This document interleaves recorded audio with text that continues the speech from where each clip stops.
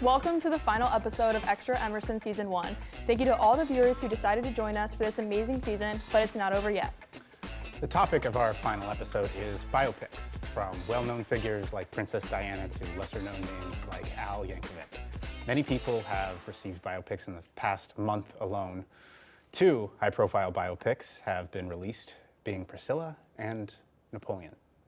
With the prevalence of biopics in the film industry today, there has also been a fair share of discussions about how important accuracy is in portraying these people's lives. To start off our conversation, I want to ask, how important is accuracy when watching a biopic? I think it depends on the movie. Okay. All right. What movie, for example? So, I mean, for example, let's say Napoleon, right? Sure. Napoleon Hot topic. is based on a novel. Right. I think it does explicitly say that in the credits. And I think Ridley Scott's trying to get people to know that it's not supposed to be completely accurate, and it's not. Right.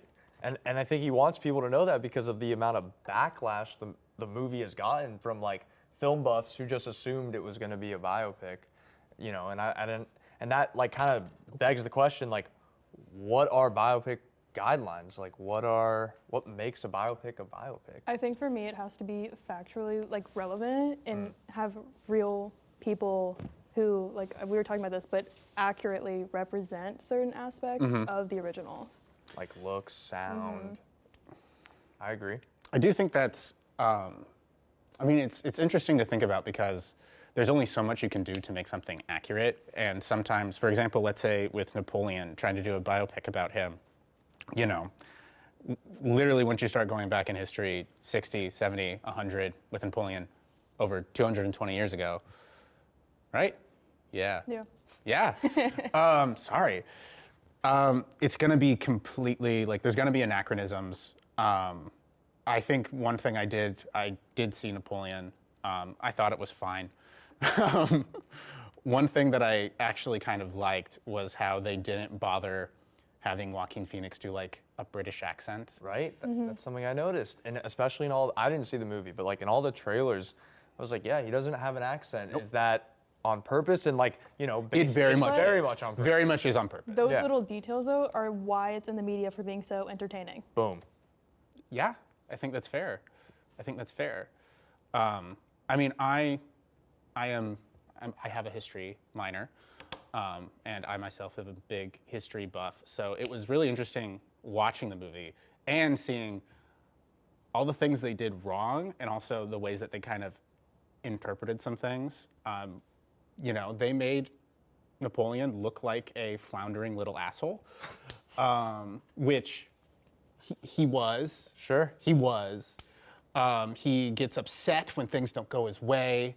He throws a tantrum. Right. That's what the debate is between Elvis and Priscilla. Obviously, you see 2 different dynamic sides, and they're done similarly, and they have the same attributes and are approved by the families. Right. But they're completely different storylines. And okay, speaking of families, something we talked about a little bit off camera is like, how important is it for, or how important should it be for a director to, you know, contend with how families might feel of the people they're making the movie about? Yes. You know?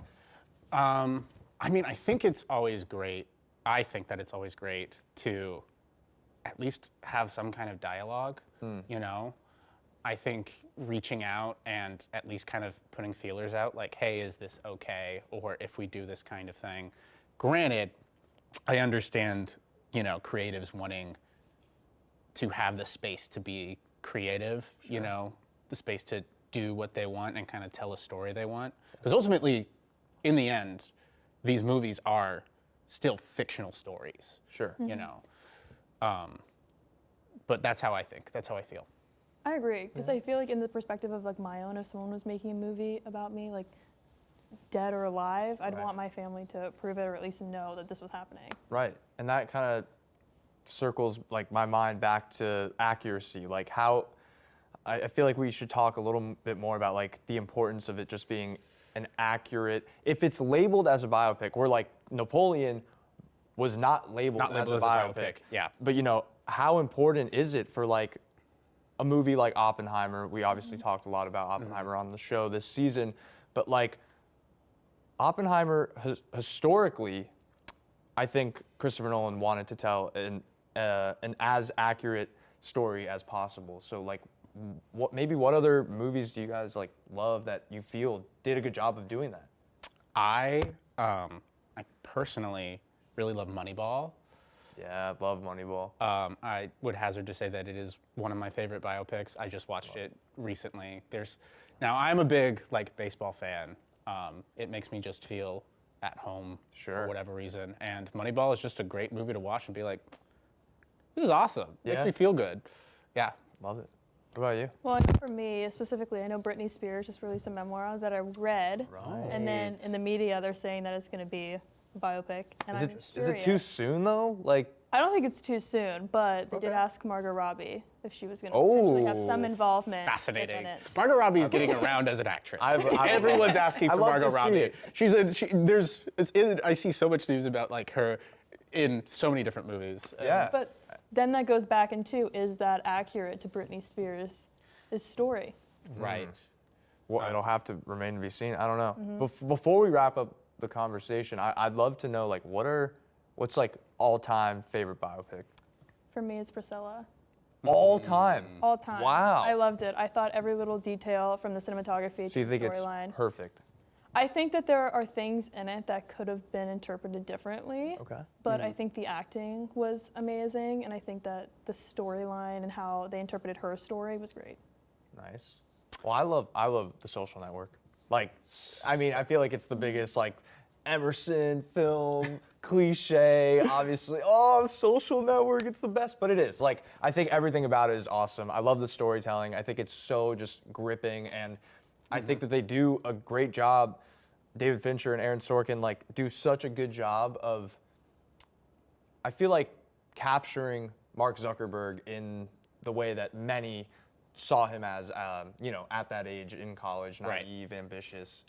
So, what about you? I mean, I think I'm gonna I don't know, all-time favorite because there's so many. Sure. But the one that does come to mind, honestly, is Moneyball. For all the reasons that I said. It just makes me feel good. Genuinely. It's like, it's just a story that nothing bad happens. It just makes you feel good. Love it. Love a feel-good story. Yeah, I know you guys have seen that, but I haven't. So Gotta get on it. that concludes the final discussion of the season. Now over to Talia with the news. Hey everyone, a lot has happened in the past couple weeks, so let's get right to it. During a Los Angeles Q&A screening of the film Oppenheimer, the film star Cillian Murphy was asked about how he dealt with the SAG-AFTRA strike, to which he revealed that he stayed at home eating cheese. Robert Pattinson has revealed that he has designed an ear-shaped sofa. The Batman star found himself having some time on his hands after filming the movie and started imagining what his dream sofa would look like. Pattinson realized later in the design process that his creation resembled a human ear. The sofa is now on display at JF Chen in Los Angeles. Ronald Gladden, the star of the Emmy-nominated comedy series Jury Duty, just signed a deal with Amazon MGM Studios. It is a 2-year deal allowing Gladden to work with the studio to produce, develop, and star in content across all of its platforms. After Warner Bros. Decided to can Coyote vs. Acme due to tax write-offs, several filmmakers have reportedly canceled meetings that they had previously booked with Warner Bros. Will Barbenheimer strike again? Both Robert Eggers' Nosferatu and Jordan Peele's next film have set their release dates for Christmas 2024. Likewise, Garfield, Furiosa, and Kingdom of the Planet of the Apes all have the same May 24th release date. There's only one question on everyone's mind. Will Terry Notary return to the Apes franchise? Actress Melissa Barrera has been fired from the upcoming Scream 7 by Spyglass, the studio that produces the franchise. The studio says that this is due to Barrera's social media activity regarding the Israel-Palestine conflict.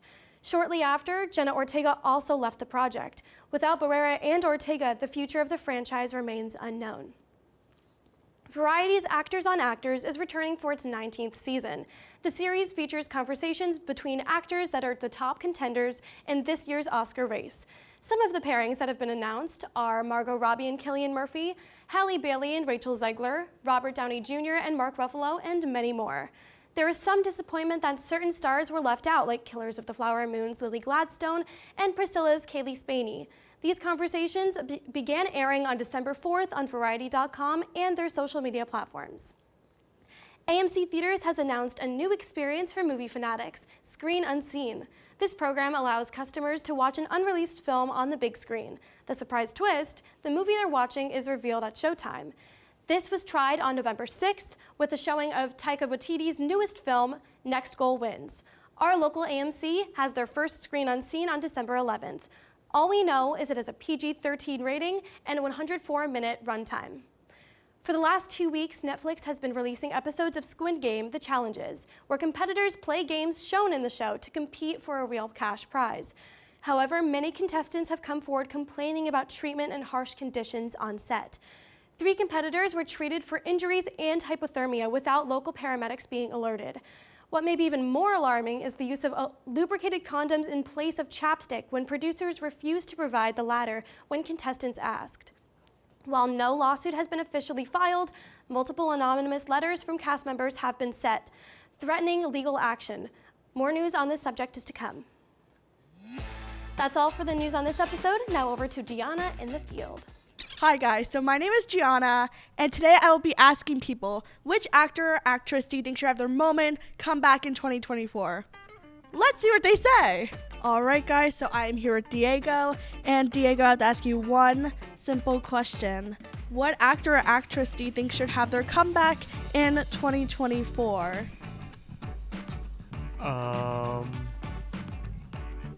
Ooh, that's a really awesome question. I would say Tom Hanks. I really love Steven Yeun. I hope he does good. I'm pulling for him. I really love Monique. For me, I was thinking Reese Witherspoon. Mark Hamill? And why do you say that? It's the first name I could come up with. You know, I think Chris Pratt has really been underutilized in his acting, you know. I haven't really seen him in a much. I think Chris Pratt is 100% going to be the next big actor.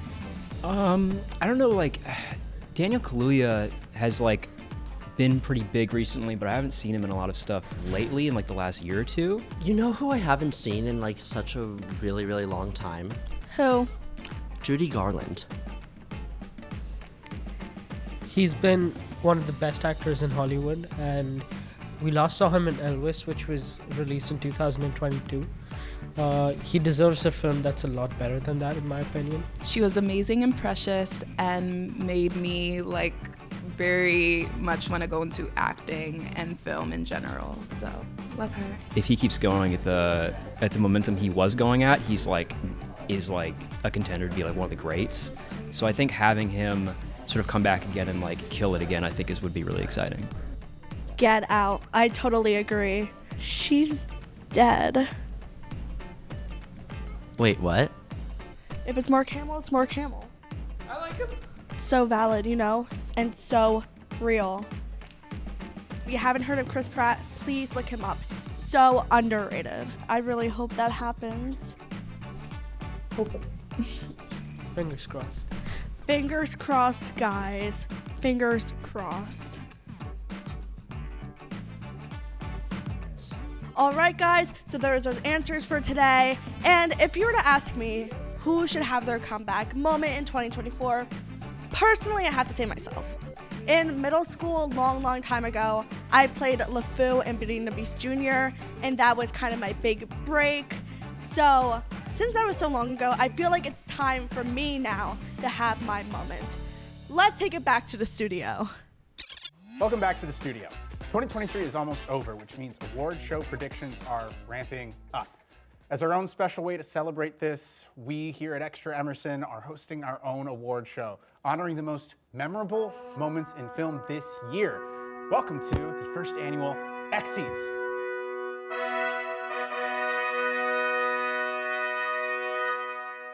Our first award of the night, Best Atomic Bomb. Our nominees are Oppenheimer and Asteroid City. And the award goes to Oppenheimer. Woo! Okay, Abby, yeah, Abby! That was my pick. Oppenheimer. That was my pick. Woo! Nice. Oh, Hey. amazing. Next up, Best Delay. There have been tons of delays this year, and this award recognizes the most memorable and least shocking of them all. The nominees are Dune Part 2, Challengers, Kraven the Hunter, Mission Impossible Dead and Beyond the Spider-Verse. And the award goes to our new favorite anti-hero, Kraven the Hunter. Woo! Okay. Yeah. Kraven, here you go. Woo! Next up, the best movie based on something. And our nominees are Oppenheimer, Barbie, Dix, the musical, and Hot Potato, the story of the Wiggles. And the winner is Dix, the musical. Here you go. Amazing. Great work, Dix. Great work. There have been a lot of crazy cameos and unexpected faces in movies this year. The best Wait, He's in This nominees are Roderick in Oppenheimer, Martin Scorsese on TikTok, Diva Albert Einstein in Oppenheimer, The Whale in The Killers of the Flower Moon, and Marshawn Lynch in Bottoms. The award goes to Matt Pat in FNAF. Woo! Oh! Nice. Okay, Matt Pat. Matt Pat. That's just a theory. Nice work, Matt Pat. Matt Pat. Like my hair? Hollywood has shown us the epitome of style and class in cinema this year. Our nominations for Best Haircut are Shea Wiggum in Mission Impossible, Tom Blythe in Ballad of Songbirds and Snakes, Kate McKinnon and Barbie, the DIY brain surgery from Saw, and MODOK from Ant-Man. The Exie goes to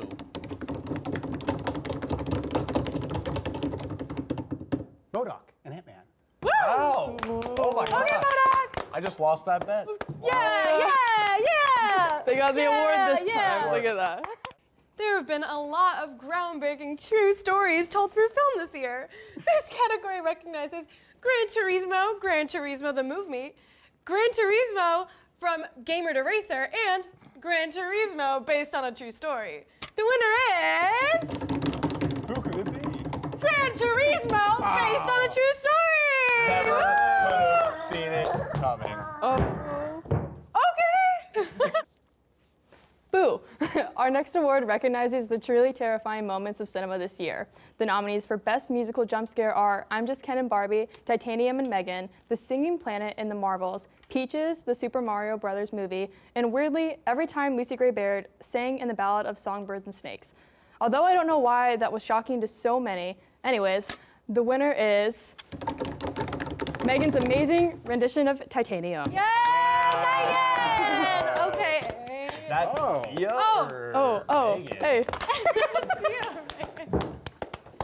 And now, for our final and most prestigious award of the night is Best. The nominees for Best are Martin Scorsese, Horse, Hugh Grant, Oompa Loompa.